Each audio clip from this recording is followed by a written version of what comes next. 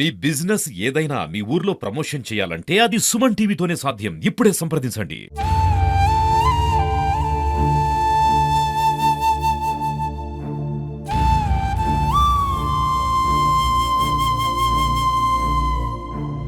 ఇంటికి వస్తా ఈ పైసలకి ఏమి ఇబ్బంది లేదు, చదువులకు ఇబ్బంది లేదు. నీ బిడ్డను కూడా చదివించుకో.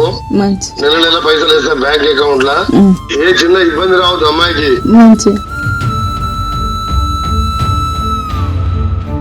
విధి ఆడిన వింత నాటకం ఆ చిన్నారిని అనాథగా మిగిల్చింది. పట్టుమని 10 ఏళ్లు కూడా లేని ఆ చిన్నారికి ఎవరికి రాని కష్టం వచ్చింది. తల్లి అంతిమ సంస్కారాల కోసం ఆ చిన్నారి పడిన వేదన, ఆవేదన చూస్తే కంట నీరు రాక మానదు. ఈ హృదయ విదారకర ఘటన నిర్మల్ జిల్లాలో చోటు చేసుకుంది.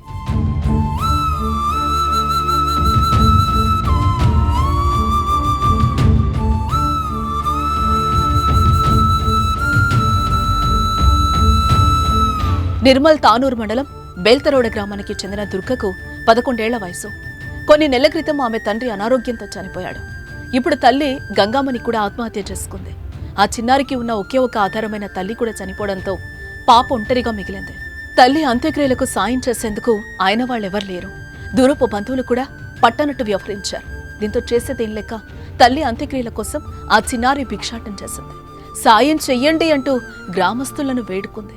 స్థానికులు ఇచ్చిన 10ో పరకో పోగేసి తల్లికి అంతిమ కార్యక్రమాలు నిర్వహించింది.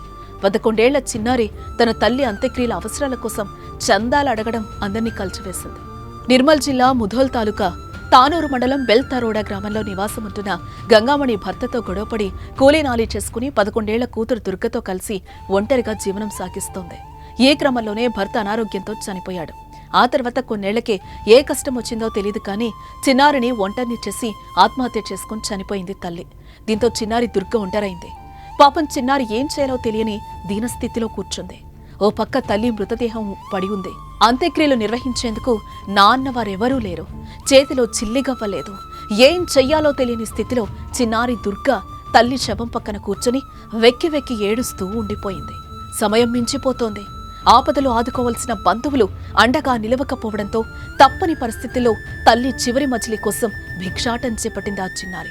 తల్లి మృతదేహం సమీపంలో ఓ చిన్న గుడ్డను పరిచి తోచిన సాయం చేయమంటూ స్థానికులను వేడుకుంది. ఈ సమాచారం తెలిసిన స్థానికులు పెద్ద ఎత్తున అక్కడికి తరలిొచ్చి తమ వంతు ఆర్థిక సాయం అందించారు. ఆత్మహత్య కావడంతో కేసు నమోదు చేసుకున్న పోలీసులు విచారణ చేపట్టారు. విచారణ కోసం వచ్చిన పోలీస్ సిబ్బంది కూడా తోచిన సాయం అందించారు. కాగా ఈ విషయం తెలిసిన మరికొందరు ఆన్లైన్ ద్వారా చిన్నారికి తోడుగా నిలిచి అంత్యక్రియలకు సాయం అందించారు. పాపం చిన్నారి దుర్గకొచ్చిన కష్టం తెలుసుకున్న పలువురు కంటతడి పెడుతున్నారు. అండ్ మీరు ధైర్యంగా ఉండాలి, ఏం బాధపడకండి అమ్మా, మన అందరూ మీతో పాటు ఉన్నాము. ఏదో ఉంటేనే మనకి చెప్పండి. అదే సార్ వచ్చారు కదా, వాళ్ళు ఉంటారు. ఒక టీచర్ కి కూడా పంపిస్తాం. మీకు ఒక స్కూల్ తీసుకుపోతున్నారు, అక్కడ మీలాంటి చాలా మంది ఉంటారు.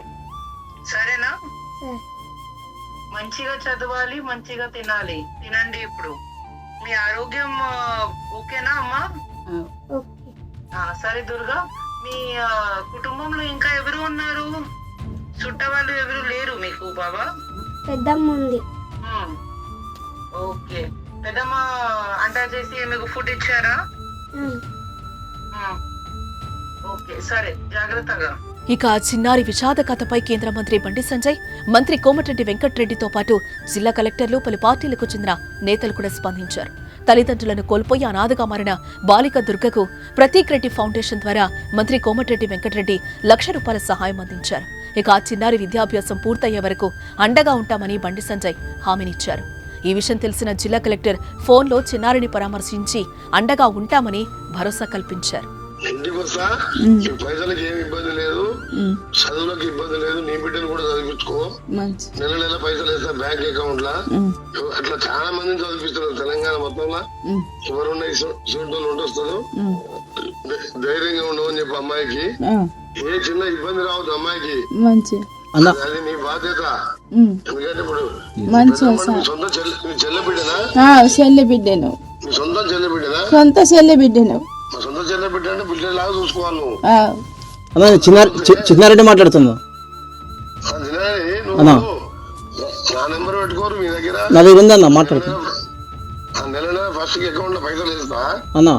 ఈ పైసలు ఈ అమ్మాయి ఫిక్స్డ్ డిపాజిట్ చేయరా అమ్మాయి పేరు మీద అన్నా పోస్ట్ ఆఫీస్ లో డిపాజిట్ చేయరి. ఓకే ఓకే దానికి ఏమైనా కావాలంటే పిఏ నెంబర్ ఉన్న ఆయన దగ్గర సైజులు ఉందన్నా ఆ సైజులు ఫోన్ చేయరు. మీకు ఎప్పుడు ఏం కావాలో చూసుకుంటాడు. అన్నా 10th క్లాస్ దాకా అక్కడ చదివించి ఇంటర్మీడియట్ మంచి హాస్టల్ లేదా అన్నా మంచి హాస్టల్ లేదు. ఏ పొరపాటు ఎక్కడ నా బిడ్డను ఎట్లా చదివించాడు చదివిస్తాను. సరే సరే అన్న నేను కోఆర్డినేట్ చేస్తాను మంచి సతీష్ ఇద్దరు చేస్తాం నాకు ఎంతో మంది పిల్లలు ఉన్నారు ఇట్లా దేశం మొత్తం. అన్నా నేను ఎక్కడ ఇబ్బంది రాకుండా చూసుకుంటా. నా బాధ్యత. ఎవరికి ఫోన్ చేయొద్దు, ఎవరిని అడగొద్దు. అన్నా 10 మంది దగ్గర పోయి పైసలు అడగ. ఏ బాధ్యత నా బట్టలు గిట్టలు మంచిగా వేసుకొని మంచిగా చదువుకోమని చెప్పు. మంచి తప్పకుండా అన్న నేను తీసుకొస్తాను ఒకసారి తీసుకొని వస్తాను మీకు వీలైనప్పుడు కల్పిస్తాను ఇప్పుడు వాళ్ళ పెద్దమ్మనికి కూడా చెప్పి అన్నా ఇల్లు కూడా ఎమ్మడే కలెక్టర్ గారిని పంపిస్తారు. అయిపోయి నా ఊరికి అన్నా కలెక్టర్ పంపించి ఇంటి దగ్గర చూసి అన్నా ఇందిరమ్మ ఇల్లు నా సొంత పైసలతో ఇల్లు కట్టిస్తా. అన్నా మంచి మంచిగా చూసుకో, జాగ్రత్త. ఓకే అన్న థ్యాంక్ యూ అన్న